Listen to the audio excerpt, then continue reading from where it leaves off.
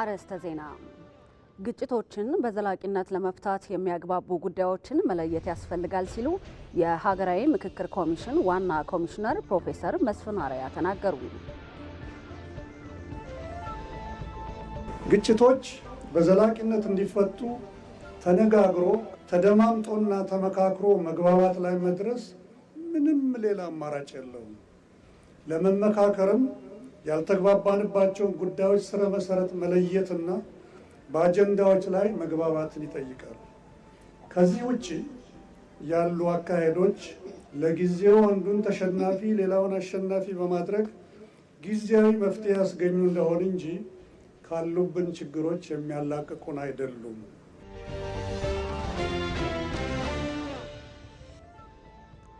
ባለፉት 7 የለውጥ ዓመታት የሶማሌ ሕዝብ ተጠቃሚነትን ለማረጋገጥ ዘርፈ ብዙ ተግባራት መከናወናቸውን የሶማሌ ክልል ርዕሰ መስተዳድር ሙስጠፌ መሐመድ ገለጹ።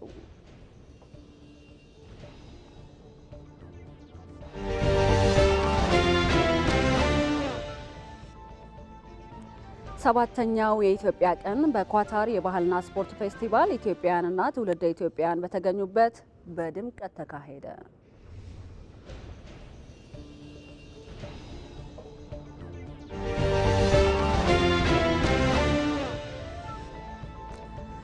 የአሜሪካው ፕሬዝዳንት ዶናልድ ትራምፕ በተለያዩ ሀገራት ላይ የጣሉት ታሪፍ ከዛሬ ጀምሮ ተግባራዊ መደረግ ጀመረ የሚለውን ደግሞ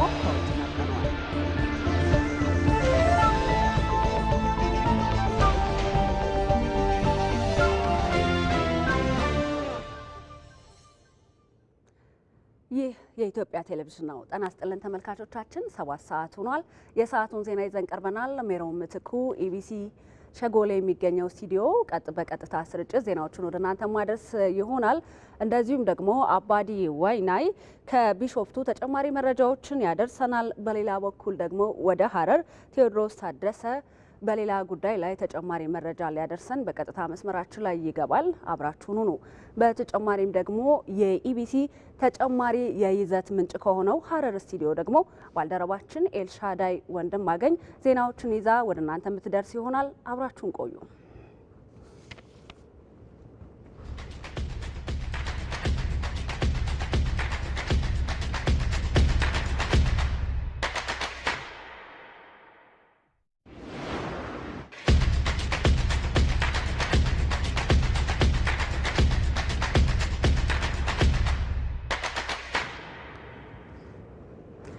ወደ ቀዳሚው ዜና አልፋለሁ። ግጭቶችን በዘላቂነት ለመፍታት የሚያግባቡ ጉዳዮችን መለየት ያስፈልጋል ሲሉ የሀገራዊ ምክክር ኮሚሽን ዋና ኮሚሽነር ፕሮፌሰር መስፍን አርአያ ተናገሩ። በዛሬው ዕለት በአማራ ክልል የአጀንዳ አሰባሰብ የምክክር ምዕራፍ ተጀምሯል። በቀጣይም ኮሚሽኑ ለሚያካሂደው ጉባኤ ግብዓት እንደሚገኝ ተስፋ ተጥሎበታል። ዝርዝር አለን። መቅደላይ ደረጀ። የመመካከር የሰላም አርበኛ ለመሆን ቃል እገባለሁ። የሀሳብ ልዩነትና አለመግባባቶች የሚፈቱበት መንገድ ከምክክር ይልቅ የኃይል አማራጮች የሚጎሉበት በመሆኑ እንደ ሀገር ብዙ ዋጋ አስከፍሏል፣ ዛሬም እያስከፈለ ይገኛል። በአማራ ክልል ያለው ሁኔታም በዚህ እንደ ማሳያ የሚጠቀስ ነው ሲሉ የሀገራዊ ምክክር ኮሚሽን ዋና ኮሚሽነር ፕሮፌሰር መስፍን አርአያ ተናግረዋል። በመላው ሀገራችን መሰረታዊ ጉዳዮች ላይ የሀሳብ ልዩነቶችና አለመግባባቶች እየሰፉ በመምጣታቸውና እነዚህንም ልዩነቶች በኃይል አማራጭ ለመፍታት በተደረጉ ጥረቶች ይህ የተከበረ ሕዝብ ከፍተኛ መስዋዕትነትን ከፍሏል፣ እየከፈለም ይገኛል። በክልሉ በሚሊዮን የሚቆጠሩ ሕፃናት ከሚናፍቋቸው የትምህርት ቤት ደጃፍ መድረስ አልቻሉም። ሴቶች እናቶቻችንና እህቶቻችን ለከፋ የጤናና የማህበራዊ አገልግሎት እጦት በመዳረጋቸው በውስብስብ ችግር ውስጥ እንዲያልፉ ተገደዋል። በርካታ ወጣቶች ህልማቸውን ይዘው ለመቀመጥ ወይም ወደ ጫካ ለመግባት ተገደዋል። ቀላል ግምት የማይሰጠው ሀብት ንብረት ለውድመት ተዳርጓል። ከሁሉም በላይ በሚካሄዱ ግጭቶች የማይተካ በርካታ የህይወትን ዋጋ ከፍለዋል። ግጭቶች በዘላቂነት እንዲፈቱ የማያግባቡ ጉዳዮችን ከስረ መሰረቱ መለየት እንደሚያስፈልግም ፕሮፌሰር መስፍን አርአያ ገልጸዋል። ግጭቶች በዘላቂነት እንዲፈቱ ተነጋግሮ ተደማምጦና ተመካክሮ መግባባት ላይ መድረስ ምንም ሌላ አማራጭ የለውም። ለመመካከርም ያልተግባባንባቸውን ጉዳዮች ስረ መሰረት መለየትና በአጀንዳዎች ላይ መግባባትን ይጠይቃል። ከዚህ ውጪ ያሉ አካሄዶች አሁንም ቅድም እንደተነገረው ለጊዜው አንዱን ተሸናፊ ሌላውን አሸናፊ በማድረግ ጊዜያዊ መፍትሄ ያስገኙ እንደሆነ እንጂ ካሉብን ችግሮች የሚያላቅቁን አይደሉም። በዛሬው ዕለት የተጀመረው የሀገራዊ የምክክር ኮሚሽን በአማራ ክልል የአጀንዳ አሰባሰብ የምክክር ምዕራፍ የመክፈቻ ስነ ስርዓት ኮሚሽኑ በቀጣይ ለሚያካሂደው የምክክር ጉባኤ ትልቅ ግብዓት እንደሚገኝበት ይጠበቃል። የአማራ ክልል የአጀንዳ ማሰባሰቢያና ለሀገራዊ ምክክር ጉባኤ የሚሳተፉ ተሳታፊዎችን የመምረጥ ስራ ለኮሚሽኑ 13ኛ መድረኩ ነው። መድረኩ በቀጣይ ኮሚሽኑ ለሚያከናውነው የምክክር ጉባኤ የአጀንዳ ቀረጻ ሂደት ወሳኝ የሆኑ ግብዓቶች እንደሚገኙበት ይጠበቃል። በተጨማሪም በሀገራዊ ምክክር ጉባኤው ላይ ክልሉን ወክለው የሚሳተፉ ተወካዮች ይመረጣሉ፣ ትመርጣላችሁ። በአጠቃላይ በሀገራዊ ምክክር ሂደትና ፋይዳ ዙሪያም የተሻለ ግንዛቤና መግባባት እንደሚፈጠር ተስፋ ይደረጋል። ለአንድ ሀገራዊ ስሜት ሁሉንም አሸናፊ የሚያደርገውን የምክክር መድረክ ሁሉም እንዲቀበል ጥሪ ቀርቧል። ችግሮችን በሰከነ መንገድ በውይይት መፍታት እንደ ሀገር ልንከተለው የሚገባ አዲሱ ልምምድ መሆን አለበት ሲል የኢትዮጵያ ሀገራዊ የምክክር ኮሚሽን አስታወቀ። ኮሚሽኑ በአማራ ክልል የአጀንዳ የማሰባሰብ የምክክር ምዕራፍን ሲያስጀምር ለዘመናት የቆየው የእርስ በርስ ግጭት በሰላም እንዲቋጭ ሁሉም የበኩልን ይወጣ ብሏል። ፍሬው ትረታ ተጨማሪ አላት።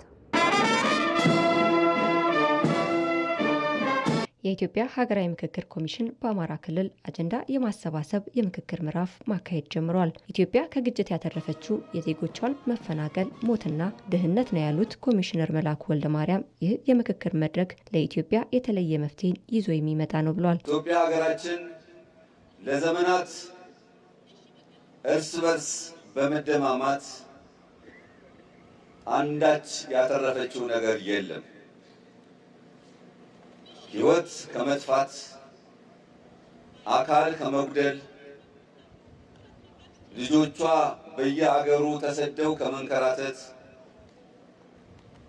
ከከፋ ድህነት እና ውድቀት ውጪ ያተረፈችው ነገር የለም። አመጽ አያስፈልግም፣ ጦርነት አያስፈልግም ብላችሁ በምክክር አገራችንን ወደፊት ማስኬድ እንችላለን ብላችሁ በዚህ አምናችሁ በእውነት ከተለያየ ቦታ በመገኘታችሁ በጣም ደስ ብሎናል። እግዚአብሔር ያክብርልን። ችግሮችን በምክክር በመነጋገርና በድርድር መፍታት አዲሱ ባህላችን ሊሆን ይገባል ያሉት ደግሞ ኮሚሽነር ዶክተር ዮናስ አዳይ ናቸው። በሶስተኛው አድዋ ማለትም ሀገራዊ ምክክር ሶስት ዓላማዎችን ይዞ የተነሳው አንድ ሀገራዊ መግባባትን ማምጣት፣ ሁለት በህዝብና በመንግስት እንዲሁም በህዝብና በህዝብ መካከል እምነት እንዲፈጠር ማድረግ፣ ሶስት ባኮረፍን፣ በተቆጣን፣ በተጨነቅን ቁጥር ዱላ ይዞ ጠመንጃ ይዞ ጫካ መግባት፣ በረሃ መግባት ሳይሆን ወደ ምክክር መምጣት፣ ወደ ቤተክርስቲያን መሄድ፣ ወደ መስጂድ መሄድ፣ ወደ ዛፍ ጥላ ስር መምጣት፣ መመካከር። ስለዚህ ይህንን ምክክሩን ባህል ማድረግ ነው። ይህንን እውን ለማድረግ ራሳችሁን መስዋዕት አድርጋችሁ አዘጋጅታችሁ ለመጣችሁ ክብር ምስጋና ይግባችሁ። እናመሰግናለን። የትጥቅ ትግል ጊዜያዊ ድሎችን ያስገኝ ይሁን እንጂ ዘለቄታዊ መፍትሄ አይሆንም የሚሉት የኢትዮጵያ ሀገራዊ ምክክር ኮሚሽን ምክትል ዋና ኮሚሽነር ሂሩት ገብረስላሴ ለሰላም ሁሉም በጋራ እንዲመክር ጥሪ አቅርበዋል። የአማራ ህዝብ እንደሌላው የኢትዮጵያ ህዝብ የሀገራችንን ጉዳይ ለመምከር መምጣት መቻሉ መሳካቱ በማየቴ የተሰማኝን ደስታ መናገር ፈልጋለሁ። ማንም ቢሆን የአንድን ሀገር አካል ያውም ትልቅ ህዝብ ከምክክሩ ሊያስቀረው አይገባም፣ አይቻልም። እናንተም ይሄ ጉዳይ የተሻለ አማራጭ መሆኑን በመረዳት በከፍተኛ ጥረት እዚህ በመገኘታችሁ ልትመሰገኑ ይገባል። የትጥቅ ትግል ጊዜያዊ ትንንሽ ድሎች ይሰጥ እንደሆነ ነው እንጂ ሰላምን አይሰጥም። ሰላምን ሊሰጥ የሚችለው ህዝቦች ቁጭ ብለው ተመካክረው የሀገራችን ዕጣ ፈንታ እንዲህ ሊሆን ይገባል፣ እንዲህ ብናደርገው የተሻለ ነው፣ ያንተ ቁስል ምንድነው፣ የኔ ቁስል ይሄ ነው የተባባሉ ተነጋግረው መፍትሄ ሲያገኙ ብቻ ነው ሰላም የሚገኘው። ያንን ለማድረግ ይሄ ምክክር የጀመረው ስራ ውጤታማ ይሆናል ብለን 100% እናምናለን። የአማራ ህዝብ በሀገሩ ጉዳይ ለመምከር ችግሮችን ይገልጻል፣ ይወክለኛል የሚለውን መርጦ እንዲያሳውቅ ምክትል ኮሚሽነሯ አሳስበዋል። በአማራ ክልል ለሚካሄደው አጀንዳ ማሰባሰብ የመክፈቻ መርሃ ግብር በባህር ዳር ከተማ ተካሂዷል። በማስጀመሪያ ስነ ስርዓቱ ላይ የምክክር ኮሚሽን ኮሚሽነሮች፣ የሃይማኖት አባቶች፣ የሀገር ሽማግሌዎችና ሌሎች የህዝብ ወኪሎችም ተገኝተዋል። የአጀንዳ ማሰባሰብ ምዕራፉን የመክፈቻ ስነ ስርዓትም ኢቲቪ በሁሉም አማራጮች በቀጥታ ስርጭት ወደ እናንተ ማድረሱ ይታወሳል። በስፍራው የምትገኘው ሪፖርተራችን ራሄል ፍሬው ተከታዩ መረጃ አድርሳናለች። አመሰግናለሁ። በዚህ በባህር ዳር ከተማ እንግዲህ የኢትዮጵያ ሀገራዊ ምክክር ኮሚሽን አንደኛው የምክክር ምዕራፍ የሆነው የአጀንዳ ልየታ የሚካሄድበት በባህር ዳር ከተማ የመክፈቻ ስነ ስርዓቱ እንግዲህ ዛሬ በጠዋት ተካሂዷል ማለት ነው። ከ267 ወረዳዎች የተውጣጡ የህብረተሰብ ተወካዮች እዚህ በባህር ዳር ከተማ ከትመዋል። የምክክር አጀንዳ ልየታና የተሳታፊዎችን ለሀገር አቀፉ ምክክር ተሳታፊዎችን የመምረጥ ስራ የሚሰራበት ይህ የምክክር ምዕራፍ እንግዲህ በዚህ በመክፈቻ ስነ ስርዓቱ በርካታ እንግዶች ተገኝተዋል። ከ4000 በላይ የምክክሩ ተሳታፊዎች እንዲሁም ደግሞ የሀገራዊ ምክክር ኮሚሽን ኮሚሽነሮች በየደረጃው የሚገኙ የመንግስት የስራ ኃላፊዎችና የልማት ድርጅቶች እንዲሁም ደግሞ የተለያዩ ማህበረሰብ ክፍሎችን የወከሉ ማህበራት የስራ ኃላፊዎችና አባላት በዚህ በመክፈቻ ስነ ስርዓቱ ላይ ተገኝተዋል። በርከት ያሉ መልእክቶችም ነው የተላለፉት። እንግዲህ ዋና ኮሚሽነር ፕሮፌሰር መስፍን አርያን ጨምሮ ኮሚሽነሮቹ የተለያዩ መልእክቶችን አስተላልፈዋል። በዋናነት እንግዲህ ፕሮፌሰር መስፍን አርያ የሀገራዊ ምክክር ኮሚሽን የያዘው የምክክር ስራ ኢትዮጵያ የምታሸንፍበት ስራ ነው ብለዋል። ህዝብ የስልጣን ባለቤት ነው። ይህንን ስልጣኑን የሚያረጋግጠው ደግሞ በእንዲህ አይነት ልዕልና ባላቸው የምክክር የውይይት ምዕራፎች ነው ሲሉ ነው የምክክር አጀንዳውን ዋና ዓላማ ያስገነዘቡት። በአሸናፊና ተሸናፊ ያላቸው የትኛውም ግንኙነቶች ውስጥ የጊዜ ጉዳይ ካልሆነ የሚያበቃ የአሸናፊና የተሸናፊ የልውውጥ ጊዜ አይኖርም። የትኛውንም ህዝብ የትኛውንም አጀንዳ አሸናፊ የሚያደርገው በምክክርና ሁሉንም አሸናፊ በሚያደርግ ስነ ስርዓት ሲከናወን ነው ብለዋል። የሀገራዊ ምክክር ኮሚሽንም እንግዲህ ይህንን በዋናነት በመርህ ደረጃ ይዞ ኢትዮጵያ እየመከረች እንድትቀጥል አድርጓል ማለት ነው። በአማራ ክልል የዛሬ የተጀመረው የምክክር ምዕራፍ ባለፉት ጊዜያት ደግሞ በ10 ክልሎች ተካሂዷል። እንግዲህ በዚህ ከ267 ወረዳዎች የተውጣጡ ማህበረሰብ ክፍሎች ለመጪዎቹ 4 ቀናት ምክክር በማድረግ የአማራ ክልል ህዝብን አጀንዳዎች ይለያሉ። ይህንን አጀንዳም ለኮሚሽኑ ያስረክባሉ ማለት ነው። ከዚህም ባለፈ ወደ ሀገር አቀፉ የምክክር ሁኔታ የሚሻገሩ ወይም ደግሞ እዛ ሄደው የክልሉን ህዝብ የሚወክሉ ተወያዮችንም የሚመርጡበት ምዕራፍ ነው። ይህ ምዕራፍ እንግዲህ በዛሬው ዕለት የመክፈቻ ዝግጅቱ ተካሂዷል። ለመጪዎቹ 4 ቀናት እነዚህ ተግባራት ይከናወናሉ ማለት ነው። በዚህ ስነ ስርዓት እጅግ ደማቅ የሆነ ኢትዮጵያዊነት ከፍ ያለበት እንዲሁም ደግሞ ተወያዮቹ ሀገራቸውን ከፍ ለማድረግ ህዝባቸውን በፍጹም ኢትዮጵያዊነት ለመወከል ቃል የገቡበት ዝግጅት ነበረ። ላመሰግናለሁ። እኔም አመሰግናለሁ። በአማራ ክልል የተጀመረውን የአጀንዳ ማሰባሰብ የምክክር ምዕራፍ የማስጀመሪያ መርሃ ግብርን የተመለከተ ተንቀሳቃሽ ምስል አለ። እሱን ተከታትለን እንመለስ።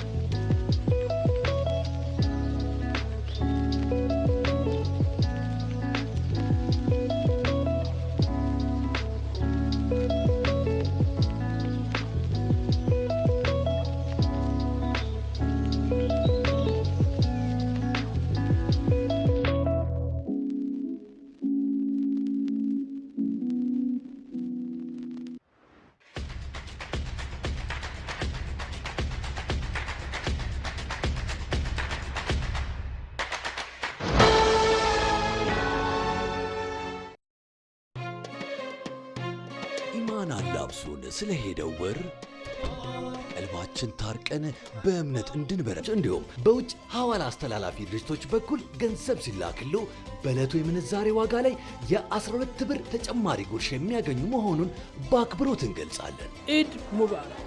ሲቢ ኑር የተሟላ ከወለድ ነፃ የባንክ አገልግሎት። የኢትዮጵያ ንግድ ባንክ ሁሌም የሚተማመኑበት ባንክ። ወደ ሌሎች ዜናዎች አልፋለሁ። የፌዴራልና የክልሎች ቅንጅትን ለማሳደግ ያግዛል የተባለ ሀገር አቀፍ የሕግ ተርጓሚዎች መድረክ እየተካሄደ ነው። በዚህ መድረክ የፌዴራል ጠቅላይ ፍርድ ቤትን ጨምሮ የክልሎችና የከተማ አስተዳደር የጠቅላይ ፍርድ ቤት ፕሬዝዳንቶች ተገኝተውበታል። በመድረኩም የድጎማ በጀት ድልድልን ጨምሮ በርካታ አጀንዳዎች ላይ ውይይት እየተካሄደበት ነው።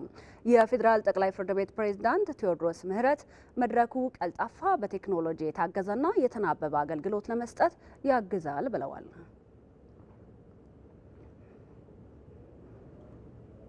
በዚህ ጉዳይ ላይ ተጨማሪ መረጃ ሊሰጠን ሪፖርተራችን አባዲ ወይናይ በቀጥታ መስመራችን ላይ ነው የሚገኘው። አባዲ እንደምን ውለሃል? መድረኩ በፍትህ ስርዓቱ ላይ የተሻለ አገልግሎት ለመስጠት ምን አስተዋጽኦ አለው ተባለ? ምንስ አጀንዳዎች ነው ውይይት የተደረገባቸው ዛሬ ላይ?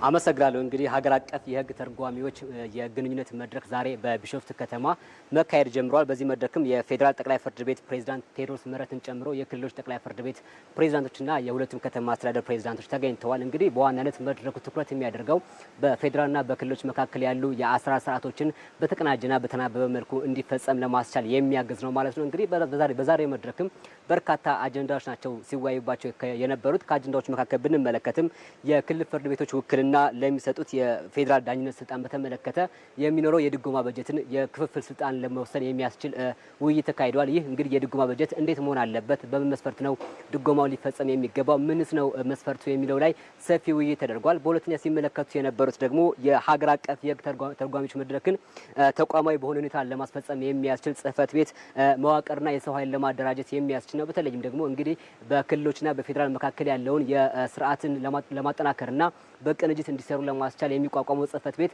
አጠቃላይ የሰው ኃይሉ እንዴት መሆን አለበት፣ መዋቅራዊ ስትራክቸሩ ወይም ደግሞ መዋቅራዊ ስርዓቱ ምን መምሰል አለበት በሚለው ዙሪያ ላይ ሰፊ ውይይት ሲደረግ ነበር። በሶስተኛ ደረጃ ሲነሳ የነበረው ደግሞ የዳኝነት አገልግሎትን ዲጂታል ለማድረግ የሚሰራውን ስራ ለማጠናከር አጠቃላይ ምን መሰራት አለበት የሚል ሰፊ ውይይት ሲደረግ ነበር። አጠቃላይ እንደሚታወቀው በኢትዮጵያ የቴክኖሎጂ አጠቃቀም ከጊዜ ወደ ጊዜ እያደገ መጥቷል።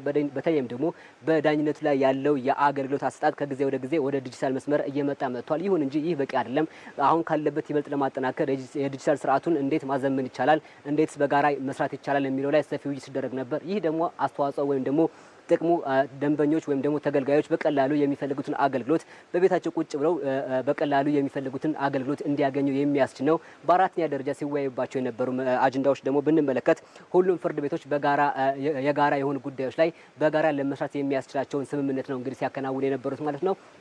ይህ ማለት እንግዲህ በፌዴራልና በክልሎች ፍርድ ቤቶች መካከል ያለውን አሰራር በተቋማዊና በተቀናጀ አሰራር ለመዘርጋት እንዴት መሰራት አለበት በሚል ዙሪያ ላይ ሰፊ ውይይት እየተደረገበት ይገኛል። እንዲሁም ደግሞ የዳኞችና የጉባኤ ተሿሚዎችን የደሞዝ ስኬል ወጥ በሆነ መንገድ ለማስፈጸም ላይ ሰፊ ውይይት እየተደረገ ይገኛል። እንግዲህ የፌዴራል ጠቅላይ ፍርድ ቤት ፕሬዝዳንት ቴዎድሮስ ምህረት እንደገለጹት ከሆነ ይህ መድረክ በፌዴራልና በክልል መካከል ያለውን አሰራር ተቋማዊ ለማድረግና በቅንጅት የተናበበ ስርዓትን ለመዘርጋት ከፍተኛ አስተዋጽኦ አለው ብለዋል። ከዛ ባሻገርም ደግሞ በክልልና በፌዴራል መካከል ያለውን የአገልግሎት አሰጣጥ ዲጂታል ለማድረግና በዘመናዊ ቴክኖሎጂ የታገዘ ለማድረግ ይህ መድረክ የራሱ ሚና አለው። በተለይም ደግሞ እንግዲህ በፌዴራል የሚወጡ ሕጎች ከክልል ጋር የተቀራረበ አተረጓጎም እንዲኖራቸው ለማስቻልም በየጊዜው ውይይት ለማድረግ ይህ አስተዋጽኦ አለው ብለዋል። ከዛ ባሻገር ደግሞ ቀላል ፈጣንና ቀልጣፋ የሆነ አገልግሎት ለህብረተሰቡ ተደራሽ ለማድረግ የሚሰሩ ስራዎችን ለማጠናከርና መረጃ ለመለዋወጥ መድረኩ የራሱ ፋይዳ ስላለው እንግዲህ በየጊዜው መሰል ውይይቶችን ማካሄድ ወይም ደግሞ ማዘጋጀት ይገባል ብለዋል። እንግዲህ የክልል ፕሬዝዳንቶችን ለማናገር ሞክሬ ነበር። እንደሱ እንደገለጹት ከሆነ ከፌዴራልና ከክልል ብቻም ሳይሆን ከክልል ወደ ክልል አጠቃላይ ያለውን ስርዓት በተናበበና በተቀናጀ አኳኋን ለመፈጸምና ለማካሄድ ይህ መድረክ ከፍተኛ አስተዋጽኦ አለው። ስለዚህ በየጊዜው የሚደረጉ ስራዎችን ለማጠናከርና መረጃን ለመለዋወጥ መድረኩ አስተዋጽኦ እንዳለው ነው የገለጹት ማለት ነው። ለጊዜው ያለኝ መረጃ ይህን ይመስላል። አመሰግናለሁ አባዲ። መልካም ጊዜ ይሆንልህ።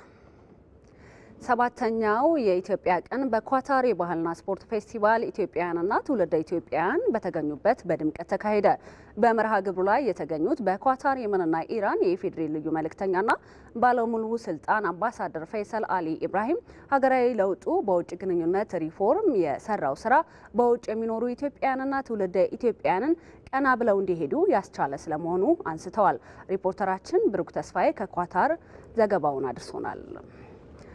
በየዓመቱ በኳታር የሚከበረው ህብር ኢትዮጵያ በሚል መሪ ሀሳብ ለ7ኛ ጊዜ የኢትዮጵያ ቀንን በባህላዊ ዝግጅቶችና ስፖርታዊ ውድድሮች በድምቀት አክብረዋል።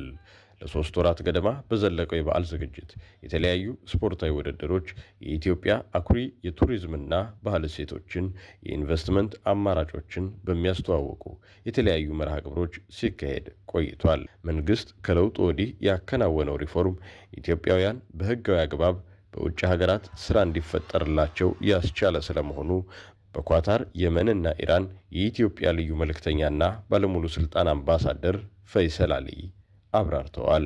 የኢፌዴሪ መንግስት አገራዊ ለውጡ ከተጀመረ ማግስት ጀምሮ ባደረገው የውጭ ግንኙነት ፖሊሲ ሪፎርም አንዱ እና ዋነኛው በውጭ ሀገራት የሚኖሩ ዜጎቻችን በተለያዩ ሀገራት ህጋዊ በሆነ መንገድ የስራ ዕድል ተጠቃሚ እንዲሆኑ የሰራቸው ስራዎች ትልቁና ዋናውን ቦታ የሚይዙ ናቸው። በዚህ መሰረት ዜጎች በህጋዊ መንገድ ተገቢውን የህሊና፣ የትምህርት፣ የክህሎት ዝግጅቶች በማድረግ በመንግስታችንና ቀጠርን ጨምሮ ባሉ ተቀባይ ሀገራት መካከል በሚደረግ ህጋዊ የውጭ የስራ ስምሪት ስምምነት መሰረት የውጭ የስራ ዕድል ተጠቃሚ እያደረገ ይገኛል። አምባሳደሩ አክለውም የኢትዮጵያ መንግስት ለዜጎች ክብር የሰጠው ትኩረት ቀና ለማለት ያስቻለ ነው ብለዋል። አገራዊ ለውጡ በተለይም በተለያዩ ውጭ ሀገራት የምንኖር ኢትዮጵያውያንና ትውልድ ኢትዮጵያውያን በሀገራችን እንድንኮራ አንገታችን ቀና አድርገን ስለ ሀገራችን በኩራት እንድንናገር ያደረገ በመሆኑ በዚህ አጋጣሚ ከለውጡ ማግስት ጀምሮ ለተገኘው ውጤት የእናንተ ውድ ኢትዮጵያውያን አሻራ ያረፈበት በመሆኑ እንኳን ለ7ኛው አገራዊ ለውጥ ዝክረ ዓመት አደረሳችሁ ማለት እወዳለሁ። በኳታር የኢትዮጵያ ኮሚኒቲ ሊቀመንበር አሚኖ ኑር ማህበሩ በዶሃ ለሚገኙ ኢትዮጵያውያን አበርክቶ ከፍ ያለ ስለመሆኑ ጠቅሰዋል። ዜጎቻችን ከምንም በላይ ሰብአዊ ክብራቸው እንዲሁም መብትና ጥቅማቸው ተከብረው ቀና ብለው ኑሯቸውን መግፋት የሚያስችላቸውን መደላድል መፍጠር የኮሚኒቲ ማህበራችን ተቀዳሚ ተግባር ነው። የኮሚኒቲ ማህበሩ ባሳለፍነው ዓመት ለዜጎች የፍርድ ቤት ክርክሮች ከደሞዝና ጥቅም አቅም ጋር በተያያዘ የዜጎችና የአሰሪዎች ጋር ማስማማት፣ ከቪዛ ክፍያ ጋር የተያያዙ ድጋፎችና ክትትሎችን ማድረግ ሲያረግ ቆይቷል። እንዲሁም ከዚህ በተጨማሪ በስራ ላይ አደጋ ለደረሰባቸው ካሳ እንዲያገኙ፣ በእሳት ቃጠሎና መሰል ጉዳት ለደረሰባቸው የኮሚኒቲው ከጉዳታቸው እንዲያጋግሙ ልዩ ልዩ ድጋፍ ማድረግ፣ እስር ቤት ታስረው የሚገኙ ዜጎቻችንን በሳምንት 3 ቀናት ጉብኝት ሲያደርግ ቆይቷል። በሕክምና ላይ የሚገኙ ዜጎቻችንም በየሆስፒታሉ በሳምንት 1 ጊዜ መጎብኘት እንዲሁም በተለያዩ ምክንያቶች ለሞት የሚዳረጉ ዜጎቻችን አስከሬን በክብር ወደ አገር ቤት መሸኘትና ከዚሁ እንዲፈጸም ለሚፈልጉም እገዛ ሲያደርግ ቆይቷል።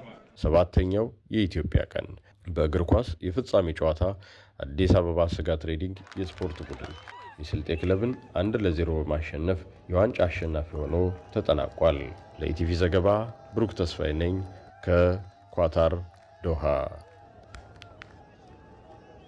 በየዓመቱ በኳታር የሚከበረው የኢትዮጵያ ቀን በኢትዮጵያውያን ዘንድ ማህበራዊ መስተጋብርን ከማጠናከር ባለፈ በውጭ ሀገር ለተወለዱ ኢትዮጵያውያን ስለ ሀገራቸው በቂ መረዳት እንዲኖራቸው እድሉን የፈጠረ ስለመሆኑ በኳታር በተካሄደው የኢትዮጵያ ቀን በኳታር የባህልና ስፖርት ፌስቲቫል ተሳታፊዎች ገልጸዋል።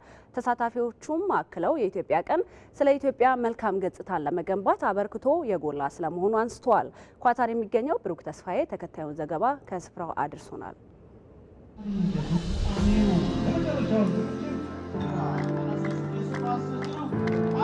በየዓመቱ የምናሰናዳው ይሄ ፕሮግራም ማህበራዊ ፋይዳው በጣም የጎላ ነው።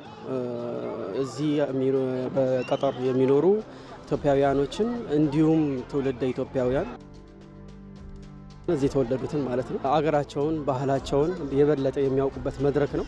እርስ በርሳችን እንድንገናኝ እንድንተዋወቅ፣ በተለይ ደግሞ ልጆቻችን እዚህ ተወልደው ያደጉ ልጆች ስለሆኑ ማንነታቸውን፣ ሀገራቸውን፣ ኢትዮጵያዊነታቸውን፣ ቋንቋቸውን እና እርስ በርስ እንዲገናኙ እንደገና ደግሞ ማንተዋወቅ ሰዎች እንድንተዋወቅ ይረዳናል። የተለያየ ደግሞ ችግር ያለባቸው ሰዎች ችግራቸውንም የሚነጋገሩበትና የሚወያዩበት ስለሆነ ሀገራዊ ፋይዳው ብዙ ነው። ሁሉም ሰው ለስራ ወድና ወዲህ ስለሚል የሰው ሀገር ላይ ሰው ከሀገር የወጣው ለስራ ነው። ስለዚህ ለስራ ወድና ወዲህ ስል አንዲትን ቀን ይቺ የኢትዮጵያ ቀን ብሎ ስመጣ ይገናኛል ማለት ነው። ይገናኛል። ህዝባዊነት ብሔራዊነትን እዚህ እንገልጻለን ማለት ነው። አንድ ኢትዮጵያዊ ሆነን ነው እዚህ የምንገኘው። ስለ አንድነት ነው የሚወራ። ሁሉም ነገር ስፖርት ዘርፍም እዚህ አለ፣ ኮንሰርትም አለ። ሁሉም ነገር እዚህ ይቀርባል ማለት ነው። ኢትዮጵያ የሚመስል ቀን ማለት የኢትዮጵያ ቀን ማለት ነው። 3 ልጆች አሉኝ እዚህ ዶሃ ውስጥ የተወለዱ እና ብዙዎቹ ልጆች የሚያውቁት የዶሃን የዚህ ሀገርን ባህል ነው። የኢትዮጵያ ቀን ሲመጣ ግን በየጊዜው የተለያየ የብሔር ብሔረሰቦችን ኢትዮጵያዊ ምን እንደምትመስል ውበቷን፣ ባህሏን በልዩነት ውስጥ ምን ያህል ውበት እንዳለ፣ በአንድነት ውስጥ ምን ያህል ፍቅር እንዳለ ነውና እዚህ የኢትዮጵያ ቀን ሲከበር የምናየው። ልጆቼ በዚህ በጣም ደስተኞች ናቸው። እኔም ደስተኛ ነኝ። ሚዲያ ላይ ታዩታላችሁ። የዚህ የካታር ሚዲያ ላይ ጋዜጦች ላይ ምናምን ነገር በጣም በሰፊው ነው ስለ ኢትዮጵያ ቀን የሚወራው። ኢትዮጵያኖች እንዲህ አይነት አጋጣሚ ሲሆን ነው ስለ ልማት የሚሰሙት፣ አገር ላይም ስላለው ነገር የሚሰማው። የሆነም አገር መደገፍ ያለበት ነገር ካለ በሀሳብም ሆነ ባለሙያዎችም ቢሆኑ መደገፍ ካለባቸው በዚህ አጋጣሚ ነው የሚደጋገፉትና ኤምባሲውም በዚህ አጋጣሚ ነው ቻንሱን እድሉን አግኝቶ ለሰዎች መልእክት የሚያስተላልፈውና ፕሮግራሙ ለዛ ነገር በጣም ጠቃሚ ነው። በጣም እዚህ ሀገር 17 ዓመት ቆይቻለሁ። ከ7 ዓመት በኋላ ያለን ከኢትዮጵያኖች ያለን ግንኙነት እጅግ በጣም የሚያምር ነው። ኢትዮጵያ ኮሚኒቲ የሚያዘጋጀው ከኢትዮጵያ ኤምባሲ ጋር ተቀናጅቶ የሚያዘጋጁት ይሄ የኢትዮጵያ ታሪክ፣ የኢትዮጵያ ምንድነት፣ የኢትዮጵያ የብሔር ብሔረሰቦች ህዝቦችን እንዴት ነው የምንኖረው፣ በምን አይነት ሁኔታ ነው የሚለው እያስተማሩን እኛ እጅግ በጣም ደስተኛ ነን። ህዝቡም አንድ ሆኖ በአንድነቱ ማለት ነው እዚህ ጋር የምንገኘው እሱ ነው አንደኛ ደስ የምለው ማለት ነው። ደግሞ በየባህላችን እንደ ኢትዮጵያ ሆነን ለብቻችን ባህል አለን አለ ሁላችንም የኦሮሞ የሀዲያ ብለን ባህላችን ይዘን እዚህ እንገኛለን። እኛ ሁላችንም ባለባበስም በመጋገቡ ኢትዮጵያን እናሳያለን ነው።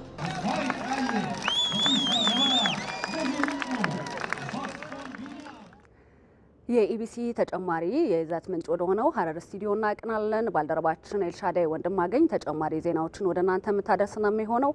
እንደምን ውለሻል ኤልሻዳይ? መልካም ጊዜ ይሁንልሽ። መቀጠል ትችያለሽ።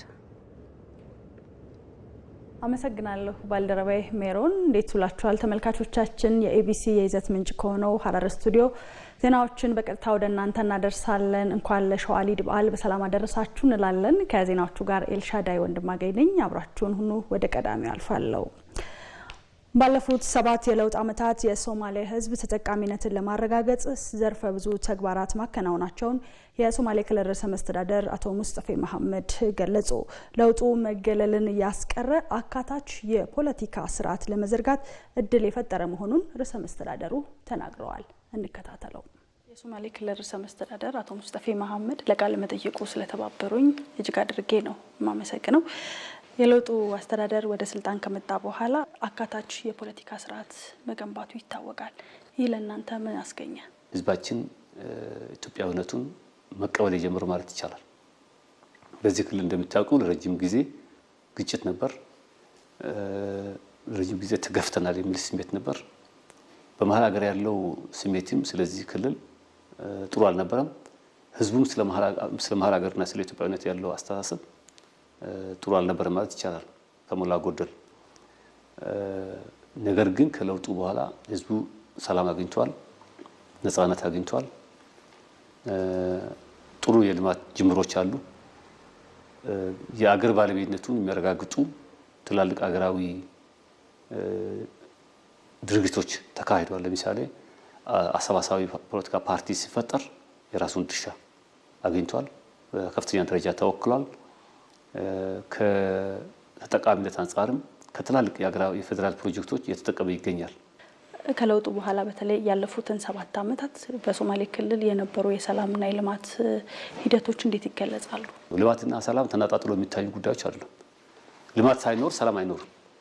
ህዝቡም ወደ መንግስት የቀረበው መንግስት ከመንግስት የሚያገኘው አገልግሎት እየጨመረ ስለሄደ በውሃ ሴክተር፣ በመንገድ፣ በመብራት፣ በትምህርት፣ በጤና፣ በስራ ፈጠራ በእነዚህ ዙሪያዎች ሁሉ ህዝቡ ተጠቃሚነቱን እያረጋገጠ ይገኛል። ተጠቃሚነቱን እስካረጋገጠ ድረስ ደግሞ ሌሎች ጫናዎች ከሌሉ ወደ ግጭት የሚገቡበት ምክንያት የለም። እንደሚታወቀው እንግዲህ ምርጫ 1 ዓመት ነው የቀረው። በተለይ ለህዝቡ ቃል ከገባችሁት አንጻር ምን እየሰራችሁ ነው? ምንስ ይጠበቃል? ትክክል ነው። ምርጫ 1 ዓመት ነው የቀረው። እንግዲህ ክልላችን ከለውጡ በኋላ የተሰሩ ስራዎች በርካታ ናቸው። ከልማት አንጻር ከ600 በላይ ትምህርት ቤቶች፣ አንደኛ ደረጃ ትምህርት ቤቶች፣ ወደ 100 የሚሆኑ ሁለተኛ ደረጃ ትምህርት ቤቶች፣ አዳሪ ትምህርት ቤቶችን ጨምሮ ተሰርቷል። በጤና ሴክተር 9 ሆስፒታሎች ነበር ክልሉ የነበረው እስካሁን። በዚህ 6 ዓመት 10 አዲስ ሆስፒታሎች ተገንብተው ስራ ላይ ይገኛሉ። አሁን ደግሞ እየተገነቡ ያሉ ወደ 15 ሆስፒታሎች አሉ። እንግዲህ ያነሳ እንደሆነ ክልሉ ከለውጡ በኋላ በአስፋልት መንገድም በጥርጊያ መንገድም ከፍተኛ ደረጃ ሽፋን ተሻሽሏል። የውሃ አቅርቦት በተመለከተ ከለውጡ በፊት ወደ 18% ገጠር አካባቢ የነበረው ተደራሽነት የመጠጥ ውሃ ተደራሽነት አሁን ወደ 54% አካባቢ አድጓል። ክልላችን መብራት የማያገኙ ወደ 70 አዳዲስ ከተሞች 24 ሰዓት መብራት አገልግሎት እያገኙ ይገኛሉ። ኔትወርክ የስልክ ኔትወርክም በዛ ደረጃ በ300-400 እጥፍ ጨምሯል። ይሄ ሁሉ እንግዲህ የህዝቡ ኑሮ ያሻሻሉ፣ ንግድ እንዲቀላጠፍ ያደረጉ፣ ሰላም እንዲሰፍን እያገዙ ያሉ በርካታ የልማት ስራዎች ናቸው። ከስራ ፈጠራ አንጻር በከፍተኛ ደረጃ እንቅስቃሴዎች እየተደረጉ ነው። በመቶ ሺዎች የሚቆጠሩ ሰው ወደ ስራ እንዲገባ ተደርጓል። ይህም በዚህ ብቻ ሳይቆም በፕራይቬት ሴክተሩ ባለው መነቃቃት ምክንያት ሰላም ስላለ መነቃቃት ስላለ ብዙ ሰው ስራ እያገኘ ወደ ንግድ እና ወደ ሌሎች ካሁን በፊት ያልነበሩ ኢንቨስትመንቶችን እየሳብን እንገኛለን እንደ ክልል። ስለዚህ እነዚህ ስራዎች ሁሉ የህዝቡ ኑሮ እንዲለወጥ ስላገዙ የምርጫውን መቃረብ በጉጉት ነው የምንጠብቀው። የሶማሌ ክልል ርዕሰ መስተዳደር አቶ ሙስጠፌ መሐመድ ለቃለ መጠይቁ ስለተባበሩኝ በኢትዮጵያ ቴሌቪዥን ስም አመሰግኖታለሁ። ተመልካቾች በማይዳሰስ የዓለም ቅርስነት የተመዘገበው የሸዋሊድ በዓል በሐረር ከተማ በደማቅ ሁኔታ እየተከበረ ይገኛል። ይህንን የተመለከቱ ዜናዎች ደግሞ ወደዛው አመራለሁ። የሸዋሊድ በዓልን በማስመልከት የባህል አውደ ርዕይና ፌስቲቫል በሐረር ከተማ ተከፈተ። የሸዋሊድ ክብረ በዓል የቅርስ ሀብቶችን ለቱሪዝም ልማታችን በሚል መሪ ቃል ነው መከበር የጀመረው። የባህል አውደ ርዕዩና ፌስቲቫሉ የሐረሪ ክልል ርዕሰ መስተዳደር ኦርዲን በድሪ የክልልና የፌዴራል ከፍተኛ የስራ ኃላፊዎች ከፍተውታል። በባህል አውደ ርዕዩና ፌስቲቫሉ በተጨማሪ የፓናል ውይይት ተካሂዷል። የሸዋሊድ በዓል በሐረሪዎች ዘንድ በድምቀት የሚከበር ባህላዊ የአደባባይ በዓል ሲሆን በርካታ የሀገር ውስጥና የውጭ ቱሪስቶች ይታደሙበታል። ሸዋሊድ ባሳለፍነው 2016 ዓ.ም በህዳር ወር ላይ በተባበሩት መንግስታት የትምህርት ሳይንስና ባህል ተቋም ዩኔስኮ በማይዳሰስ የሰው ልጆች ወካይ ቅርሶች መካከል መመዝገቡ የሚታወስ ነው። የባህል አውደ ርዕዩና ፌስቲቫሉን ሲከታተል የቆየው ሪፖርተራችን ቴዎድሮስ ታደሰ በቀጥታ መስመራችን ላይ ይገኛል። እንዴት ቆይተሃል ቴዎድሮስ? የሸዋሊድ በዓል አከባበር ምን ይመስላል? አውደ ርዕዩና ፌስቲቫሉስ ምን ገጽታ አለው የሚለውን ለተመልካቾች አጋራለን። መልካም ኤልሻዳይ፣ እንደምን አረፈዳችሁ ተመልካቾቻችን። እንግዲህ በሐረሪ ክልል 1446ኛውን የሸዋሊድ በዓል ምክንያት በማድረግ በዛሬው ዕለት የባህላዊ አውደ ርዕይና ፌስቲቫል ክልሉ ርዕሰ መስተዳደር ኦርዲን በድሪና በሌሎች የክልልና የፌዴራል ከፍተኛ የስራ ኃላፊዎች ተከፍቷል። እንግዲህ እንደሚታወቀው የሐረር ከተማ በርካታ መንፈሳዊና ቁሳዊ እንዲሁም የሚዳሰሱና የማይዳሰሱ ቅርሶች ባለቤት ናት። ከዛም ባሻገር በኢትዮጵያ 2 ቅርሶችን በተባበሩ መንግስታት የትምህርት የሳይንስና የባህል ተቋም ዩኔስኮ ያስመዘገበች ብቸኛዋ ከተማም ያደርጋታል። እንግዲህ የሸዋሊድ በዓል ደግሞ ከማይዳሰሱ የሰው ልጆች ወካይ ቅርሶች መካከል የተመዘገበ አንደኛው ቅርስ ነው ማለት ነው። በዛሬው ዕለትም የሸዋሊድ በዓል ክብረ በዓልን ምክንያት በማድረግ የባህል አውደ ርዕይና ፌስቲቫል ተከፍቷል። በዚህ ባህል አውደ ርዕይና ፌስቲቫል ላይ በርካታ ባህላዊ አልባሳት እንዲሁም ደግሞ የባህላዊ ውዝዋዜዎችና የአምስቱ አጎራባች ክልሎች ውዝዋዜዎች ባህላዊ ዘፈኖች ቀርበዋል ማለት ነው። ከዚህም ባሻገር የተለያዩ የሀረሪ ብሔረሰብን የሚገልጹ የባህል ያለላ ስፌቶችና አልባሳት ቀርበዋል። ከዚህ ጋር በተገናኘ እንግዲህ ተጨማሪ ማብራሪያ እንዲሰጡን የሀረሪ ክልል ባህል ቅርስና ቱሪዝም ቢሮ ኃላፊ አቶ ተወለደ አብዶሽ እዚህ አጠገቤ ይገኛሉ። ለጊዜዎት እጅግ አድርጌ ነው የማመሰግነው። እንዲሁ አጠቃላይ የሸዋሊድ በዓል ባሳለፍነው ዓመት በተባበሩት መንግስታት የትምህርትና የሳይንስ እንዲሁም የባህል ተቋም ዩኔስኮ ከማይዳሰሱ ቅርሶች መካከል መመዝገቡ ይታወቃል። መመዝገቡ በአጠቃላይ ባህል መመዝገቡ ምን ጥቅም አመጣ?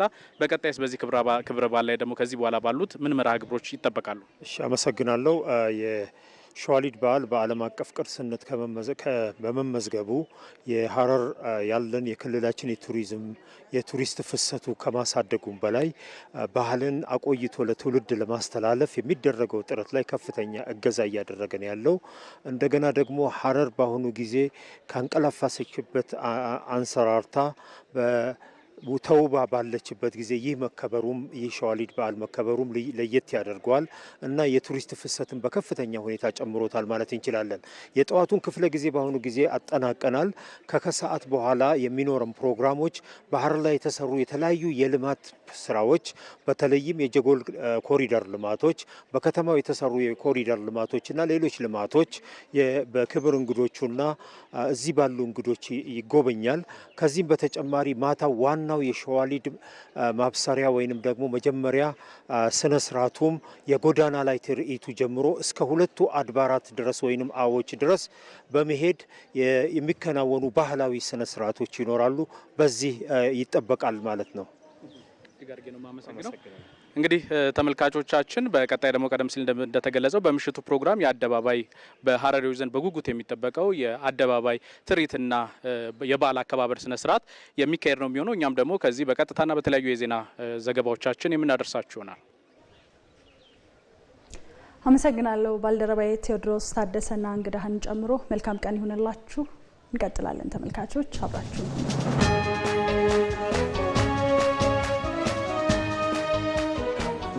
እስቲ ዝፈኝልን አኒጎ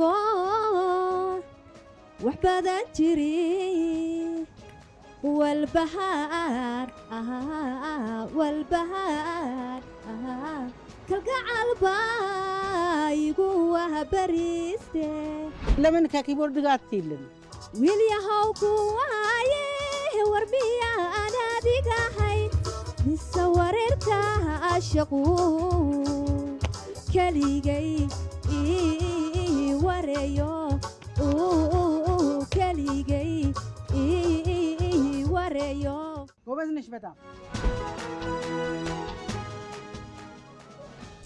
ተመልካቾች ተመልሰናል ከመሸጋገሪያዎቻችን። በሀረሪ ክልል በሌማት ትሩፋት ኢኒሼቲቭ እየተሰሩ ያሉ ስራዎች ለበርካታ ወጣቶች የስራ እድልን መፍጠሩን የሀረሪ ክልል ምክትል ርዕሰ መስተዳደር ሮዛ ኦማር ገለጹ። ምርቱም በተመጣጣኝ ዋጋ ለነዋሪዎች እየቀረበ መሆኑ ተገልጿል። አቤል ሙሉጌታ ተጨማሪውን ይዟል። በሀረሪ ክልል የሌማት ትሩፋት በሰፊው እየተሰራ ይገኛል። በእንስሳት እርባታና በንብ ማነብ እንዲሁም አትክልትና ፍራፍሬ በርካቶች ተጠቃሚ እየሆኑም ነው። በሀረር ከተማ በዚህ ዘርፍ የተሰማሩ ወጣቶችም ተጠቃሚ እየሆኑ ኑሯቸውንም እያሻሻሉ የስራ እድልም እየፈጠሩም ይገኛል። እርባታው ላይ ያው ከገባው ኦልሞስት አሁን 2 ድፍን ዓመት ሞልቶናል። ስንጀምር እንደ ግል ነው የጀመርኩት። እዚህ አሁን 4000 ነበሩ። ያው ኦልሞስት ወደ 3500 ይጠጋሉ አሁን ላይ ያሉት። በተዘዋዋሪ 150 አባወራዎችም በአካባቢ ላሉት በተዘዋዋሪ የስራ እድል ፈጥረናል። የቄብ ዶሮ እያመጣን የ2 ወር እንሸጥ ነበር። 1-2 ዙር ቤት ውስጥ 2 ቀፎ አስቀምጬ ያ ቀፎ በአመት 7 ቀፎ ሆነልኝ። ከዛ በኋላ ቤት ውስጥ ነው እስከ 50 ቀፎ የተሰበሰበው። እጃ አሳወቅኳቸው መጥቶ አዩን።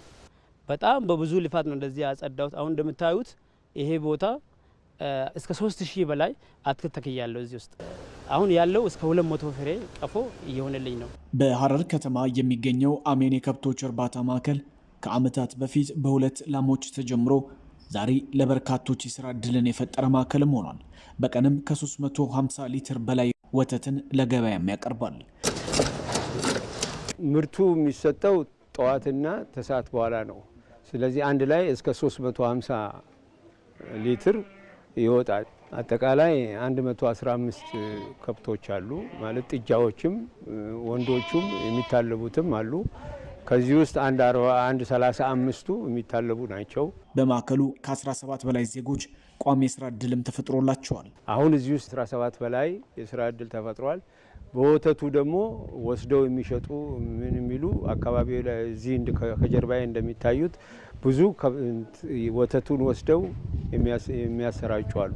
በክልሉ የሌማት ትሩፋት ስራ ለበርካቶች ስራ እድል መፈጠሩንም የክልሉ ምክትል ርዕሰ መስተዳድርና የክልሉ ግብርና ቢሮ ኃላፊ ሮዛ ኡመር ተናግረዋል። በተለይ ሌማት ትሩፋት ላይ የዶሮ እርባታውንም የወተቱንም ስንወስድ ወጣቶቹን አደራጅተን ነው ወደዚህ ያስገባናቸው። አሁን የሴቶች ተጠቃሚነትንም በዚሁ ተደራጅተው ነው የሚሰሩት።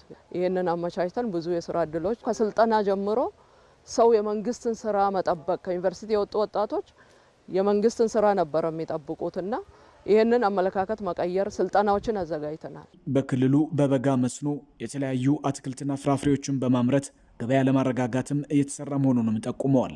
ከእንስሳት ሀብቱ በተጓዳኝ ደግሞ የበጋ መስኖዎችን የሌማት ትሩፋት አካል አድርገን ነው እየሰራን ያለ ነው። በተለይ አትክልትና የፍራፍሬ ምርቶችን ባለፈውን በማሽላ ኢኒሼቲቭ ብዙ ቦታዎችን የሸፈነ ነበረ። ያ ማሽላ ሲነሳ ደግሞ አሁን በበጋ መስኖ ደግሞ ውሃን በማቅረብ አትክልትና ፍራፍሬውን እያመረቱ በቅዳሜና እሁድ ገበያ ላይ ቦታ አዘጋጅተን በራሳችን ትራንስፖርት አድርገን ለከተማው ማህበረሰብ ዝቅተኛ ገቢ ያላቸው ማህበረሰብ በራሳቸው እኛ በወሰነው ዋጋ እንዲሸጡ ተደርጎ የአርሶ አደሩንና የከተማ ነዋሪውንም ያገናኘንበትና የዋጋ ንረቱን ሽንኩርትን ከ100 ምናምን ብር አሁን ወደ 60 ብር 50 ብር የወረደበት ሁኔታ ነው ያለው። በክልሉ በከተማ ግብርና የእንስሳት እርባታ የተሰማሩ ዜጎችም የመኖ አቅርቦት ላይ የተጠናከረ ድጋፍ ያስፈልጋልን ብለዋል። የተወደዳችሁ ተመልካቾቻችን እስካሁን ስትከታተሉት የነበረው የኢቢሲ የይዘት ምንጭ ከሆነው ሀረር ኢቢሲ ስቱዲዮ ዜናዎችን በቀጥታ ወደ እናንተ አድርሰናል። ከዜናዎቹ ጋር ኤልሻዳይ ወንድማገኝ ነበርኩ። መልካም የሸዋሊድ በዓል እየተመኘው ወደ ዋናው ኢቢሲ አዲስ አበባ ወደሚገኘው ስቱዲዮ ልመልሳችሁ። ባልደረባዬ ሜሮን መቀጠል ትችላለሽ። አመሰግናለሁ ኤልሻዳይ። መልካም ጊዜ ይሆንልሽ።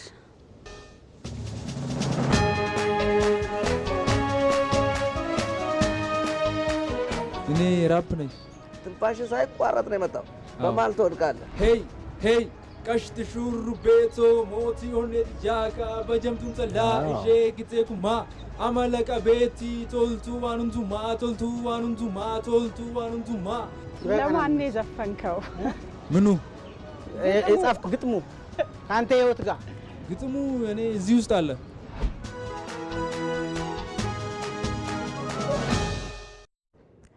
ባለፉት 7 የለውጥ ዓመታት የህዝቦች እኩል ተጠቃሚነትን የሚያረጋግጡ በርካታ ተግባራት መከናወናቸውን የብልጽግና ፓርቲ የአዲስ አበባ ቅርንጫፍ ጽህፈት ቤት ኃላፊ አቶ ሞገስ ባልቻ ተናገሩ።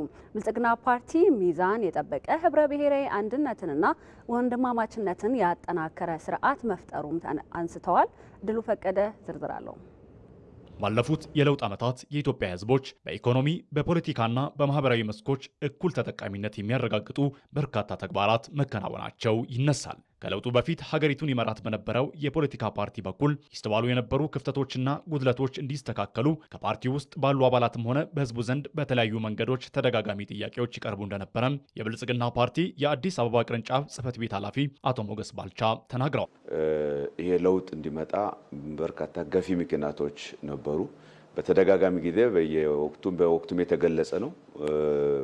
በየዓመቱም በምናደርጋቸው የመታሰቢያ ፕሮግራምም እንደዚህ ጉዳዮች እያነሳን የነበረበት ጉዳይ ነው ማለት ይቻላል። በወሳኝ መልኩ ለውጡ አዲስ ነገር የመሻት ህዝቡ በተለይ ህዝቡ ጋር አዲስ ነገር የመሻት ከምን ስንልም በወሳኝ መልኩ የአስተዳደራዊ ስርዓቱ መንግስት በወቅቱ የነበረው መንግስት ጋር የነበሩ ጉድለቶች፣ ስህተቶች ጋር ተያይዞ እነዚህ ጉዳዮች እንዲሻሻሉ እንዲቀየሩ በከፍተኛ ሁኔታ የሞገተበት ሁኔታ ነው የነበረው። ለውጡን ተከትለው እንደ ሀገር ከተሰሩ ስራዎች መካከል ዜጎችን በኢኮኖሚ በፖለቲካና በማህበራዊ መስክ እኩል ተጠቃሚ የሚያደርጉ ስራዎች በትኩረት ተሰርተዋል ብለዋል። በኢኮኖሚ ስርዓት ውስጥም ኢኮኖሚው ህዝቡ ባለው ሀብት እና ሪሶርስ ልክ እኩል ተጠቃሚ ከመሆኑ ጋር ፍትሃዊ ተጠቃሚ ከመሆኑ ጋር ተያይዞ በህዝቡ ውስጥ በተለያየ መልኩ በተለያዩ የነበሩ መድረኮችም ስብሰባዎችም በማህበራዊ ሚዲያውም በተለያዩ ሚዲያዎችም ይሞገት የነበረበትና ትክክል አይደለም የሚል ጥያቄዎች ይነሱ የነበሩ መንግስት ደግሞ እነዚህ ጉዳዮች ይዞ በአግባቡ በፈቶ ከመሄድ ጋር ተያይዞ በአዳዲስ ሐሳቦች ላይ ጉዳዩን ቃኝቶ ለውጡ እንዲመጣ ምክንያት አድርጎታል ማለት ነው። የዜጎችን ዴሞክራሲያዊ መብቶች ለማስከበርም የዴሞክራሲ ተቋማትን የማደራጀትና ክፍተት የነበረባቸውን ደንቦችና ህጎች የማሻሻል ስራ መሰራቱን አቶ ሞገስ ተናግረዋል። የዲሞክራሲ ጥያቄ እንዲመለስ ከማድረግ ጋር ተያይዞ የተሟላ ዲሞክራሲ ስርዓት በስሙ ካልሆነ በስተቀር የተሟላ ዲሞክራሲ ከማረጋገጥ ጋር ተያይዞ ሰፊ ችግር የነበረ ከመሆኑ ጋር ተያይዞ እነዚህ መሆን አለባቸው፣ መፈጸም አለባቸው፣ መከናወን አለባቸው፣ መረጋገጥ አለባቸው የሚል በተለያየ መልኩ የነበረበት ሁኔታ ከመሆኑ ጋር ተያይዞ እነዚህ በርከት ባሉ መልኩ ይነሱ የነበሩ የለውጥ ፍላጎቶች ተደማምረው በስልጣን ላይ ባለው ገዢ ፓርቲ ውስጥም ድርጅት ውስጥም እነዚህ ለውጡ ተገቢ ነው የሚለው ኃይል ጋር በውስጥም ከውጭም ጋር ተመጋግቦ ለውጡ እንዲወለድ ምክንያት ሆነዋል ማለት ነው። ዜጎች በመደመር እሳቤ ተሰባስበው ለሀገራቸው እድገትና ብልጽግና እውን መሆን የበኩላቸውን ሚና የሚጫወቱበት እድል በለውጡ እንደተመቻቸም ተጠቁመዋል። ሀገራዊ ለውጡ በሀገሪቱ የነበረውን የፍትሐ የፖለቲካ ስርዓት ችግር በመገርሰስ አካታች የሰፈነበት ስርዓት መፍጠር መቻሉ ተገለጸ። በአፋር ክልል ሰመራ ከተማ ሀገራዊ ለውጡ እውን የሆነበት የ7ኛ ዓመት ታላቅ ህዝባዊ ድጋፍ ተካሂዷል። ለዝርዝሩ ሁሴን መሐመድ። በአፋር ክልል ሰመራ ከተማ አገራዊ ለውጡ እውን የሆነበት የ7ኛ ዓመት ታላቅ ህዝባዊ ድጋፍ ሰልፍ ተካሂዷል። የድጋፍ ሰልፉ ትላንት ዛሬንና ነገን ለኢትዮጵያ ልዕልና በሚል መሪ ሀሳብም ተካሂዷል። በድጋፍ ሰልፉ ላይ የተገኙት ተሳታፊዎች እንደገለጹት በዚህ የለውጥ 7 ዓመታት በአፋር ክልል የማይታሰቡ የሚመስሉ የለውጥ ስራዎች ስለመሰራታቸውን አንስተዋል። ገይነ ሳሚ ያገኘነው ለውጥ እጅግ በጣም ጥሩ ነው። እንደ አፋር ህዝብ በቂ ሀብት እያለን በአግባቡ እንዳንጠቀም ተግዳሮቶች ነበሩብን። በፖለቲካ ሂደት ውስጥ የዳር ተመልካች ሆነን ገለል ተደርገን ቆይተናል። በለውጡ እነዚህ ችግሮች ተቀርፈው ህዝቡ ያለውን ሀብት በአግባቡ እንዲጠቀም የማድረግ ስራ ተሰርቷል። አፋር ክልል ላይ ስንዴ አይመረትም የሚል አስተሳሰብ የሰበረ ማህበራት ተደራጅቶ አፋር ማህበረሰብ በራሱ በማህበር እየተደራጀ ለምሳሌ የጨው ማህበራት ሌላ በሌላ እጅ ነው የነበረው። ከለውጥ በኋላ ግን የራሱ ማህበረሰብ ተከፋፍሎ በማህበር ተደራጅቶ እየሰራ ነው ያለውና ትልቁ ነገር ምንድነው? ለውጥ ላይ ባለቤትነት ስሜት ይሰማናል። ምክንያቱም ባይተዋር ነበር። ከለውጥ በፊት ምንድነው የሚባል አጋር የሚባል ስም ነበር። አሁን ግን ብልጽግና ነን። ብልጽግና ማለት ለኢትዮጵያ እኩል የሆነ ባርት ነው። በዚህ በሰልፍ መርሃ ግብር ላይ ተገኝተው መልእክት ያስተላለፉት የብልጽግና ፓርቲ የአፋር ክልል ቅርንጫፍ ጽሕፈት ቤት ኃላፊ መሐመድ ሁሴን ለሀገራዊ ለውጡ እኩልነትን የተላበሰ የፖለቲካ ስርዓት መፍጠር መቻሉን አንስተዋል። እነዚህን የማህበራዊ ኢኮኖሚና ፖለቲካዊ ለውጦችን ከግብ እንዲደርሱም መንግስትና ህዝቡ በላቀ ጥረት ማስቀጠል አለብን ሲሉም ጠቅሰዋል። ኢትዮጵያ ሁመታ አሳ ኮደነኒህና ሌዳ ገይቲንታ ግዲህ ሁሉም የኢትዮጵያ ህዝብ አሁን ያለንበትን ወደ ብልጽግና የሚደረግ ጉዞ እንዲጀመር ብዙ መስዋዕትነት ከፍሏል። ሀገራዊ ለውጡ ባለፉት 7 ዓመታት እኩልነት የሰፈነበትና ፍትሐዊ ተጠቃሚነት ያደገበት ስርዓት መፍጠር አስችሏል። ከግብርና ምር ወደ ብዝሃ ኢኮኖሚ ስርዓት በማሸጋገር ሁሉም ክልሎች ያላቸውን ሀብት ታሳቢ ያደረጉ ስራዎች ተከናውነዋል። እነዚህ የማህበራዊ ኢኮኖሚያዊና ፖለቲካዊ ለውጦች ከግብ እንዲደርሱም መንግስትና ህዝቡ በላቀ ጥረት ማስቀጠል አለበት። በተለይም በአፋር ክልል ለውጡ ይዟቸው የመጡ ትሩፋቶችን በአግባቡ ማስቀጠል ላይ ትኩረት አድርገን በየደረጃው መስራት ይጠበቅብናል። በቀጣይም በአፋር ክልል ለውጡ ይዟቸው የመጡ ትሩፋቶችን በአግባቡ ለማስቀጠል ትኩረት ተደርጎ በየደረጃው እንደሚከናወንም ተገልጿል። በድጋፍ ሰልፉ ላይ የክልሉ ከፍተኛ አመራሮች፣ የክልሉ ተቋማት መስሪያ ቤት ሰራተኞችና የሰመራና ሎጊያ አካባቢ ነዋሪዎችም ተገኝተዋል። የውጭ ዜና። የአሜሪካው ፕሬዝዳንት ዶናልድ ትራምፕ በተለያዩ ሀገራት ላይ የጣሉት ታሪፍ ከዛሬ ጀምሮ ተግባራዊ መደረግ ጀመረ። ትራምፕ ውሳኔው አሜሪካ ለዓመታት ስትበዘበዝ የነበረችበትን የንግድ አካሄድ የሚቀይር ነው ሲሉም ተደምጠዋል። ፕሬዝዳንት ትራምፕ በተለያዩ ሀገራት ላይ ከ10 በመቶ ጀምሮ የታሪፍ ጭማሪ መጣላቸውን መረጃዎች ያሳያሉ። የዶናልድ ትራምፕ ድርጊት በዓለም ኢኮኖሚ ላይ ትልቅ ጫና ያሳድራል የሚለው ትችትም አሁንም ቀጥሏል። ፕሬዝዳንቱ በበኩላቸው ፖሊሲዎች በፍጹም አይቀየሩም ሲሉ በማህበራዊ የትስስር ገጻቸው ላይ አስፍረዋል። አሁን ደግሞ ወደ ተለያዩ የሀገር ውስጥና የውጭ ስፖርታዊ መረጃዎች እናልፋለን። የስፖርት ክፍል ባልደረባዬ ደግነት መኩሪያ እዚህ ስቱዲዮ ነው